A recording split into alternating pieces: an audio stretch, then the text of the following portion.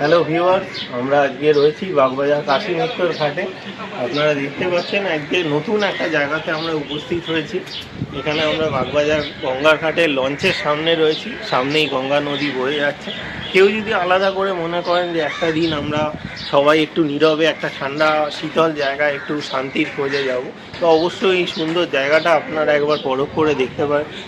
দূর থেকে দেখতে পাচ্ছেন একটা লঞ্চ যাচ্ছে, এখান থেকে সুন্দর নৌকো যাচ্ছে। নৌকো সামনে গঙ্গা নদী, অনেকে সাঁতার কাটছে, সুন্দর লঞ্চের পরিবেশ। চারিদিকে দূর থেকে দেখা যাচ্ছে চিমনি, ওই দূরের চিমনি, আর সামনে সেতুটাও দেখা যাচ্ছে। আপনারা দূর থেকে দেখতে পাচ্ছেন ভিউটা এত সুন্দর। আপনারা একটা দিনের জন্য বা একটা বেলার জন্য যদি কখনো মনে করেন যে আপনারা এখানে আসতে চান, অবশ্যই আসতে পারেন। এসে একটা সময় এখানে পার করতে পারেন, 1 ঘন্টা 1.5 ঘন্টা, যেখানে একটা সুন্দর আবহাওয়া এখানে আপনারা দিতে পারেন। এই জায়গাটা অত্যন্ত সুন্দর, ঠান্ডা নিরিবিলি পরিবেশ, কোনো অসুবিধে নেই।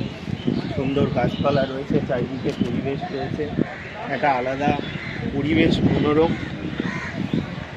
এখানে একটা শান্তিপূর্ণ আবহাওয়া আমরা দেখতে পাচ্ছি। এখানে সামনে নদী রয়েছে, গঙ্গা নদী, এবং প্রত্যেকের স্নান আচরণে ব্যস্ত। এই ভিউয়ার্সের প্রত্যেকে আলাদা করে নতুনভাবে দিচ্ছে। আর যে জায়গাটা রয়েছে সেই জায়গাটা 4টে নদী আপনারা দেখতে পাচ্ছেন। ওখানে একদম জাংশনাল যেটা রয়েছে সেটা হচ্ছে গঙ্গা নদীর সংযোগস্থল। নৌকর পারাপার, লঞ্চ, একটা সুন্দর পরিবেশ। আপনারা একদিন আউটিংয়ের জন্য আসতেই পারেন। সামনেই দেখতে পাচ্ছেন একটু বাদে একটা লঞ্চ আসছে।